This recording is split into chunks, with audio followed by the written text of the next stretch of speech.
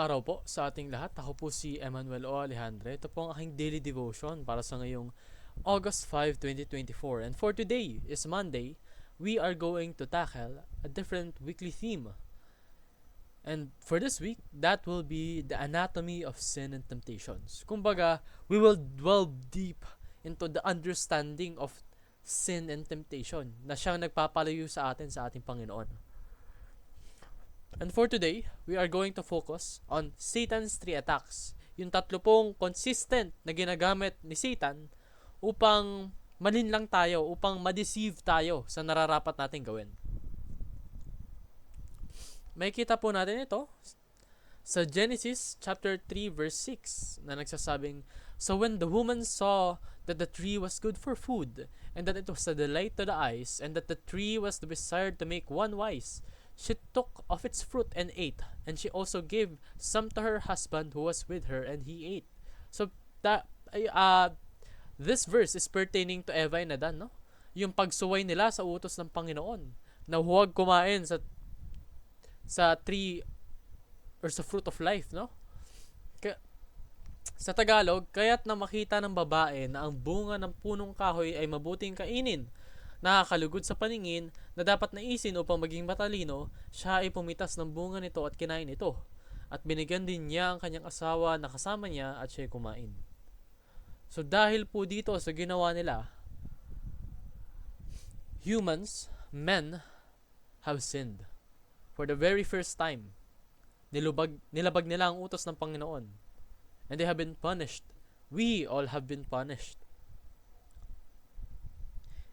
And nagawa nila to dahil sa temptation na binigay ni Satan. Na unang-una, attack on the flesh or the lust of the flesh. Yung sinasabi ritong phrase na nakakalugod at mabuting kainin, no?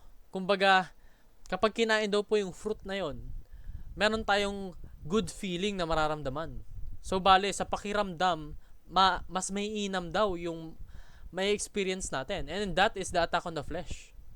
Second, there's attack on the eyes or lust of the eyes. Na nakakalugod daw sa paningin. Maganda daw tignan yung prutas. Kumbaga, pleasant to the eyes. May mga times daw na ganun yung ginagamit ni Satan upang ma-persuade tayo na gawin yung bagay na hindi dapat natin gawin. And lastly, attack on the heart or the pride of life. Yung kagustuhan po natin na makaangat sa ibang tao, yung ginagamit ni Satan upang malamangan tayo, upang makontrol tayo, upang gawin natin yung mga bagay na we call sin. Yung mga bagay na nagdi-disobey sa mga utos at katuruan ng ating Panginoon, no? So, paano nga ba natin to may iwasan? Unang-una, let's rely on God's Word. Sa lahat po ng mga salita ng Panginoon, magtiwala po tayo ng buong puso natin. Isabuhay po natin yung kanyang mga salita at kanyang mga katuruan. And in that way, we will avoid sin. Kasi po, yung mga nasa Bible po, na verses, na phrases, na mga quotations na nakikita natin, all of those are true. Lahat po ng pangungusap, lahat po ng salita na binanggit sa Biblia ay pawang totoo lamang. So rely on God's Word. Whatever He says is true and safe. And that is consistent. Kahit gaano pa katagal yung panahon na lumipas.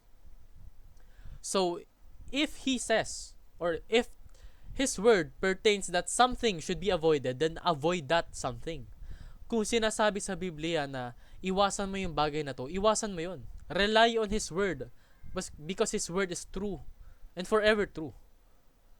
Pangalawa, receive only what is given from above. Kung ano lang po yung inihandog sa iyo ng Panginoon, yun ang iyong tanggapin. Kasi anything besides that is the work of the devil.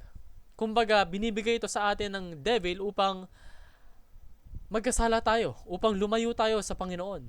Pero lahat po ng mga binibigay ng Panginoon ay good for us. It is to give us a future and a hope, no? It is not to endanger us. Hindi ito para ikapahamak natin. Ngunit lahat ng biyaya ng Panginoon ay nandyan upang mas lalo tayong lumapit sa Kanya at mas lalo tayong maging matagumpay sa buhay. And lastly, let's resist a worldly view of oneself.